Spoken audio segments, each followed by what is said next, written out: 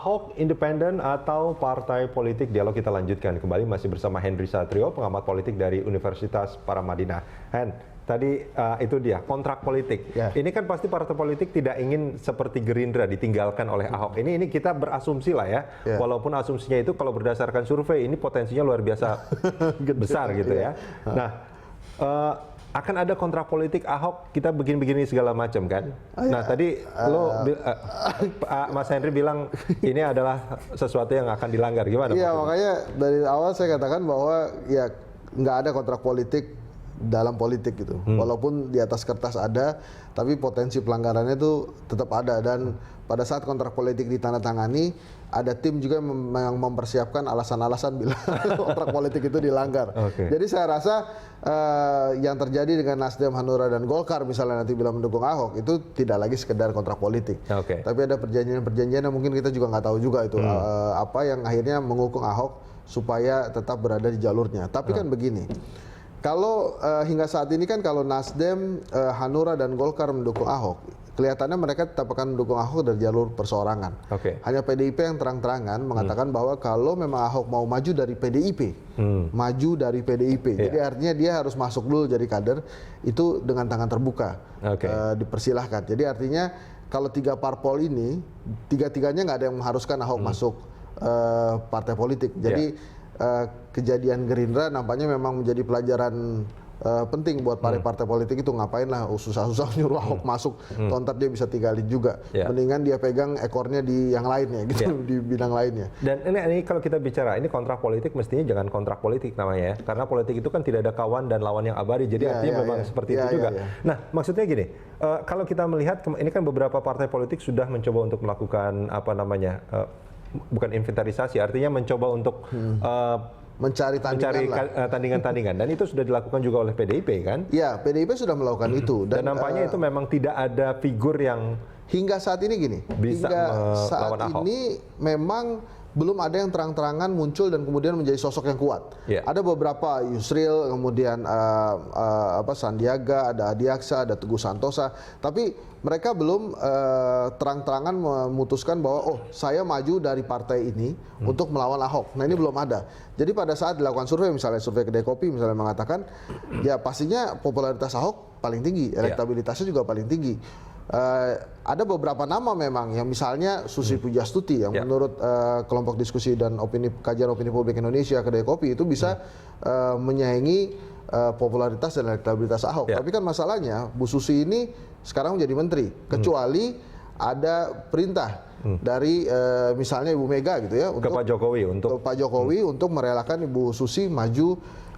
Tentunya dijadiin kader dulu nih yang PDIP, dijadiin kader PDIP kemudian maju melawan Ahok. Tapi selain Pak Ahok hingga saat ini belum ada kader yang bisa Mas Henry, nah ini kan menarik melawan. Sebetulnya kalau kita melihat situasi yang saat ini. Yang satu, Ahok, dia mendapatkan dukungan luar biasa dari masyarakat. Secara survei, dia popularitas dan elektabilitasnya tinggi, tapi terbacanya dia kurang percaya diri saat ini. Sementara partai politik PDIP misalkan, dia tidak mendapatkan seorang figur yang mampu untuk melawan Ahok, mestinya kan dia tidak percaya diri, tapi justru kalau kita lihat pernyataan-pernyataannya jadi orang yang sangat percaya diri. Ini kan aneh gitu. Anomali sebetulnya. Wajar, karena gini, dari PDIP sendiri dia satu-satunya partai politik yang bisa mengajukan calon. Jadi dia mau ngajuin siapa aja boleh gitu. Dan PDIP punya track record yang cukup bagus di Jakarta. Suaranya juga bagus-bagus, kadernya juga banyak yang bagus-bagus. Jadi artinya ya dia tunggu saja. Dan kemudian perlu diingat juga Mas Rudi bahwa PDIP adalah the ruling party sekarang. Jadi dia bisa melakukan quote and quote, bisa melakukan apa saja. Dan itu sebetulnya dengan kekuasaan itu dia mencoba untuk melakukan apa saja itu. Jadi makanya akhirnya Ahok pun mempertimbangkan juga, jangan-jangan saya mesti juga masuk partai politik. Mas Henry, kita angkat satu telepon lagi dari Jakarta, Pak Ismayo. Selamat pagi Pak Ismayo. Selamat pagi, jurnal. Ya, silakan Pak Ismayo. Ya, ini menarik sekali independen atau parpol Pak ya. Seperti kita ketahui konstelasi politik sekarang ini ada ketegangan tanda petik Pak ya. Di satu sisi masyarakat Jakarta ini merindukan figur kepemimpinan seperti Pak Ahok. Ya, di lain sisi partai politik sekarang justru memperebutkan Ahok. Nah sebenarnya ini dengan memperebutkan Ahok ini sebenarnya di satu sisi partai-partai politik ini memberikan sebuah pengakuan bahwa ada kekurangan atau mereka belum bisa melahirkan seorang pemimpin seperti Ahok, Pak. Ya. Nah jadi tentu kami dari salah satu warga Jakarta merindukan kepemimpinan seperti Ahok yang kinerjanya sudah diperlihatkan kepada kita semua. Nah sekarang pertanyaannya apakah Ahok sebaiknya di independen atau ikut partai parpol? Nah, ini kan menarik sekali Pak. Ya. Saya Pak Henry Kalau tadi, menurut Pak Pak, Ismail gimana? saya lebih cenderung Pak diminta untuk cerdik Pak. Cerdiknya gimana istilahnya nih Pak? Cerdiknya begini Pak, situasi di Indonesia sekarang kalau kita lihat mengenai undang-undang yang baru lahir, itu cenderung untuk perorangan itu berat Pak. Oke. Sehingga Ahok itu harus cerdik untuk melihat bagaimana dia harus memilih keadaan sekarang ini untuk memilih mana partai-partai yang bisa mendorong dia untuk menjadi seorang pemimpin. Anda lebih condong supaya Ahok maju dari jalur partai politik ya? Saya cenderung ke sana, Pak. Dan saya kira seperti penelpon terdahulu mengatakan itu pengkhianatan, saya kira bukan, Pak. Kerinduan masyarakat Jakarta yang sudah memberikan KTP adalah menginginkan seorang pemimpin, Pak. Baik. Oke. Menginginkan seorang pemimpin, bukan apakah itu dia dari perorangan, ini kan sebuah ketidakpercayaan di parpol, Pak. Oke.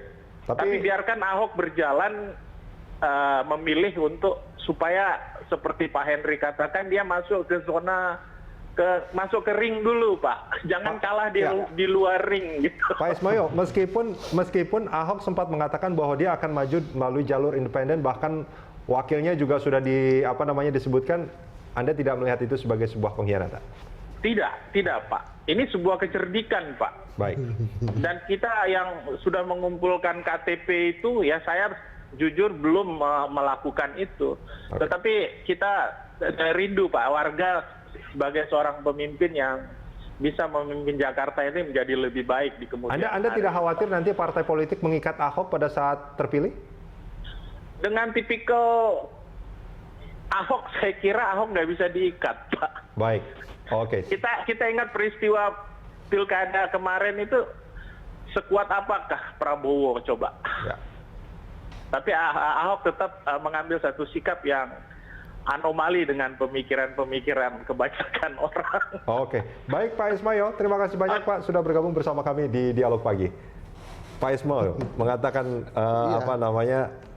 cerdik, harus cerdik langkah yang diambil oleh Pak Ahok. Gimana Mas Henry? Ya itu suara pendukung tuh. Jadi kalau suara pendukung bilang oh itu cerdik tuh, otaknya encer tuh gitu kan. Tapi kalau suara yang bukan mendukung dasar pengkhianat, nggak bisa dipegang, komitmennya kan macam-macam gitu kan. Nah tapi saya rasa yang perlu digarisbawahi dari pernyataan Pak Ismail tadi adalah Ahok ini harus masuk dulu ke ring kompetisinya. Ya. Dia harus masuk dulu ke kompetisinya. Hingga saat ini kan dia belum masuk nih ke kompetisinya. Dan belum ada memang satu calon gubernur. Ini kan sebetulnya akan menjadi permasalahan juga. Kalau Ahok itu kita lihat akan ada sentimen-sentimen negatif dari agama, ras, segala macam, itu akan menjadi masalah bagi Ahok. Dan pernyataan-pernyataan Ahok yang ini juga akan menjadi sentimen negatif, bukan? Iya. Itu akan menjadi pukulan buat Ahok sebetulnya. Iya, tapi akan digoreng habis di ini. Betul, tapi di Jakarta kelas menengah yang menguasai suara. Gitu. Kelas menengah biasanya berpikir secara realistis saja. Apa yang dia lihat dan dia rasakan, maka itu yang akan dia pilih. Ya. Saya bukan mendukung Ahok gitu ya. Tapi yang mau saya bandingkan dengan 2012 pada saat Pak Foke menjadi gubernur, itu memang tingkat kepercayaan dan tingkat kepuasan warga Jakarta terhadap Pak Foke itu turun, memang rendah sekali. Walaupun elektabilitas waktu itu tinggi. Jadi waktu itu 2012 9 bulan menuju pilkada dia 38%, Jokowi Ahok hanya 6%. Tapi tingkat kepuasannya Voke itu di bawah 50%. Nah sekarang walaupun elektabilitas Ahok masih dalam posisi tidak aman, hasil survei kedai kopi itu 45,5%, tapi tingkat kepuasannya tinggi, gitu. Jadi menurut saya masih ada kans untuk Ahok bisa menembus 50% plus 1 itu. Nah, apapun caranya, inilah sekarang sedang dilakukan Ahok, perbanyak dukungan dan lain-lain. Sebetulnya dia menunggu dukungan seperti partai besar seperti Golkar gitu, yang membuat dia akan merasa lebih secure berada di jalan atau jalur independen. Karena kan 3 parpol ini tidak mewajibkan dia masuk ke partai Nasdem, politik Hanura, itu. dan Golkar. Kalau PDIP kan dia berusaha maju dari independen. Selalu bahasanya adalah kalau Ahok mau maju dari PDIP, kami akan terbuka. Jadi kalau udah maju dari PDIP artinya Ahok masuk ke PDIP kemudian diusung. Nah itu mungkin kemungkinan besar bisa dengan Jarot lagi gitu. Nah kalau hal itu terjadi, wah itu akan sangat kuat sekali. Nah sekarang tinggal Pak Ahok mau memastikan dia di 2017 jadi gubernur lagi atau tidak. Karena kan saya sih melihatnya ada beberapa keinginan dari kelompok masyarakat yang sangat fanatik kepada Pak Ahok ini. Ada skenario-skenario di 2019 misalnya menggabungkan dengan Pak Jokowi lagi di Pilpres atau mempersiapkan Ahok sebagai presiden 2024 gitu misalnya. Jadi memang banyak skenario juga ini untuk Pak Ahok. Nah, skenario-skenario yang terbaca inilah yang namanya dilihat oleh partai politik. Bisa jadi mereka tabung dukungan dari sekarang atau memang mencoba untuk mengeliminir ada perseorangan yang sendirian maju ke depannya. Tapi hingga saat ini memang belum ada figur yang bisa menandingi popularitas Pak Ahok dari manapun secara kelebihan maupun kekurangannya Pak Ahok. Nah, Mas Henry, ini kalau kita melihat untuk maju, paling tidak untuk maju, ini memang Anda lebih sepakat kalau Ahok melalui partai politik. Tapi dalam menjalankan tugas ini kan soal yang berbeda. Masyarakat berharap agar seorang pemimpin itu betul-betul terbebas dari intervensi partai politik. Sistem pemerintahan kita tidak bisa membebaskan seorang eksekutif bebas-bebasnya dari legislatif, itu masalahnya. Karena sistem pemerintahannya kita ini mau tidak mau lembaga-lembaga ini, lembaga-lembaga negara bersangkut paut gitu. Bahkan yang namanya eksekutif pasti selalu diawasi oleh legislatif. Jadi walaupun dia maju dari independen, dari perseorangan, maka pasti ada konstelasi politik juga yang berubah. Dan itu memang yang harus dilakukan oleh legislatif. Tupoksinya memang di situ. Memang ada di sana. Jadi memang tidak, apapun itu tidak bisa terbebas-bebas, bebas sekalipun ya mau bebas gimana juga nggak bisa gitu. Nah, hanya saja yang perlu diingatkan oleh ke masyarakat ini adalah seorang independen ini harus dijaga level kepemimpinannya. Jangan sampai kan dia kemungkinan masuk lewat. Ya, maksud saya begini, kalaupun nanti ada calon dari independen, perseorangan kemudian yang menjadi kepala daerah, ini harus dijaga komitmen politiknya. Jangan sampai di tengah jalan dia berubah menjadi figur yang haus kekuasaan. Artinya apa? Dia memanfaatkan keindependenannya dia itu untuk mempersiapkan politik dinasti. Nah, bukankah haus kekuasaan itu salah satu contohnya adalah ketika dia tidak bisa maju melalui jalur independen, akhirnya lebih mengambil jalur dari partai politik. Bukankah itu salah satu karakternya? Tapi begini Mas, kalau di partai politik ini kan banyak kepala yang harus dia lakukan komitmen atau konsolidasi. Tapi kalau di independen dia ini sendirian. Kalau dia punya rasa haus kekuasaan yang sangat besar dan mempersiapkan politik dinasti, maka apa yang dilakukan pada saat dia menjabat sebagai kepala daerah dan independen adalah mempersiapkan penerusnya. Gitu, bisa istrinya, bisa anaknya dan lain-lain. Itu yang terjadi misalnya di Bakalan misalnya. Nah, inilah yang harus dicegah. Makanya di Indonesia saat ini, suka atau tidak suka, sistem pemerintahannya memang masih ada partai politik di dalamnya. Nah, masalahnya sekarang ada beberapa partai politik yang tidak mempersiapkan kader dan nyata-nyata menunjukkan haus kekuasaan. Di awal sudah menunjukkan mendukung calon yang kemungkinan besar akan menang. Ini ibaratnya Piala Eropa. Dari awal sudah mendukung Jerman, nggak mau dukung Albania gitu kan. Karena memang ini dukungannya adalah dukungan negara-negara yang kemungkinan besar menang gitu. Nah, ada yang membaca seperti ini, Mas Henry. Kalau Ahok maju dari jalur independen, kemungkinan dia gagal besar, tapi yang menjadi korban dia sendiri. Tapi kalau dia melalui jalur partai politik, dia akan mengorbankan teman-teman Ahok, sebagian teman-teman Ahok yang memang menyimbolkan dia sebagai simbol perlawanan terhadap partai politik. Tapi kan itu yang terjadi. Iya, tapi kan kekuasaannya udah didapat. Bila sekarang kan tinggal tujuannya aja. Dalam politik kan juga nggak ada temenan-temenan banget gitu Oke. kan. Jadi ya kita lihat saja misalnya pada saat kekuasaan itu terjadi, ya akhirnya semuanya pasti bisa berubah. Oke. Sekarang kan yang saya takutkan adalah sudah terjadi juga di level nasional pada saat relawan menjadi ngarep-puan itu. Oke. Dari rela-rela jadi ngarep-ngarep gitu kan. Oke. Nah, mudah-mudahan saya teman-teman yang namanya teman Ahok, terus Relawan kemudian Ahok. ada muda-mudi Ahok, relawan Ahok ini tidak punya atau tidak meneruskan apa yang dilakukan kakak-kakaknya di level nasional gitu misalnya. Yang Nah, katanya relawan tapi ternyata ngarep-ngarep harap pamrih ya. gitu. Jadi Oke Mas Henry, terima kasih banyak sudah bergabung bersama kami di sama-sama, Dialog Budi. Pagi.